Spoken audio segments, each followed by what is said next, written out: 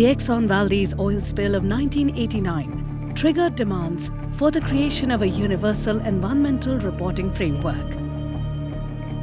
This led to proposals for the world's first accountability mechanism to ensure companies adhere to responsible environmental and social conduct principles.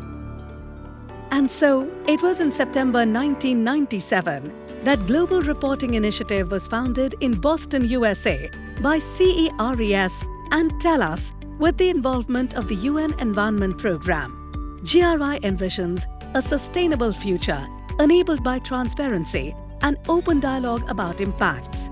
This is a future in which reporting on impacts is common practice by all organizations around the world.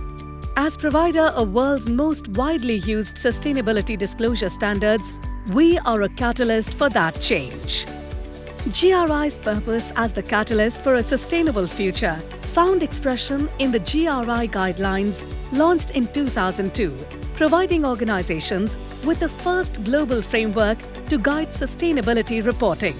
By 2002-2003, India's early adopters of sustainability reporting included the likes of Tata, ITC, and the Jubilant Group. In 2010, the Indian Institute of Corporate Affairs, under the Ministry of Corporate Affairs, GIZ and GRI entered a collaboration to establish a regional GRI focal point in India with the goal to make sustainability reporting as a mainstream practice. Guided by a vision to empower sustainable decisions, the GRI SA team set about building partnerships with stakeholders in earnest.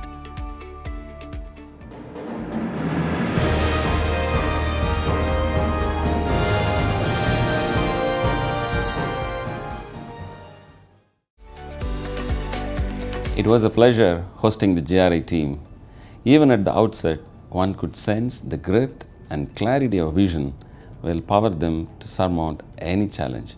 I was sure they would succeed. Collaborations also began with the MCA, RBI and DBE, and capacity building engagements were held in partnership with ICAI, ICMAI, CII, DBE and ICSI. The impact of these collaborations was soon to be seen in India's NBGs and in the Business Responsibility Report, and also the GRI South Asia Consortium on Sustainability and Transparency Report that was formed soon after. GRI enables business, investors, policymakers, employees, academia, and civil society to engage in dialogue with business enterprises. This way, GRI reporting is the enabler for transparency between companies, business entities, and all its stakeholders. The launch of the UN SDGs gave GRI the opportunity to shift gears from sustainability guidelines to corporate reporting on SDGs. In India, GRI SA partnered with regional organizations to design SDG Agenda 2030 South Asia Initiative. This multi-stakeholder approach led to credible and holistic solutions. I'm sure it wasn't easy for them to manage a team of multiple stakeholders, especially across diverse constituencies. But I'm glad we were all there. It made decision-making robust. Today, 10 years later, GRI guidelines have transitioned to GRI standards since 2016. Sustainability reporting has been mainstreamed. SEBI now mandates the top 1,000 listed companies to report on BRSR in India. The Colombo Stock Exchange of Sri Lanka creating the publication Communicating Sustainability, 6 recommendations for listed companies. Dhaka Stock Exchange of Bangladesh released the guideline on sustainability reporting for listed companies in Bangladesh. And India's Department of Public Enterprise has mandated sustainability reporting for all public enterprises. When GRI came to India and South Asia 10 years ago, most Indian businesses were disclosure shy. The biggest achievement of GRI has been that it has been the catalyst of change, and GRI has been the most reputable industry standard for disclosures and transparency.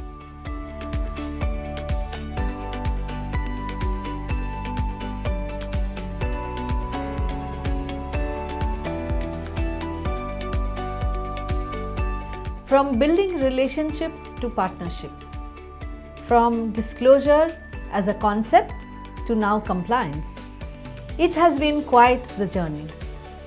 In the last 20 years, GRI standards have found widespread use in the region.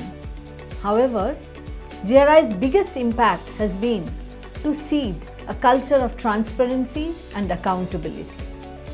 In India, SEBI has mandated sustainability reporting for the top 1,000 companies by market capitalization, even as GRI South Asia's footprint extends to the entire region.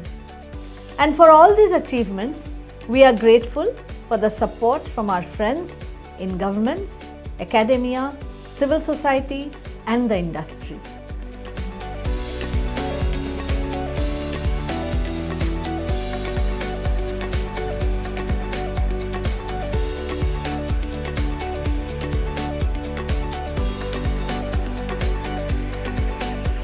As provider of the world's leading standards for sustainability impacts, we have a responsibility to ensure that reporting leads to more actionable data, so we can have a discussion based on facts and not on perceptions. I'm excited and optimistic about what the future holds, and I'm looking forward to deepening our collaboration with key partners in South Asia and beyond in the years to come. Thank you very much.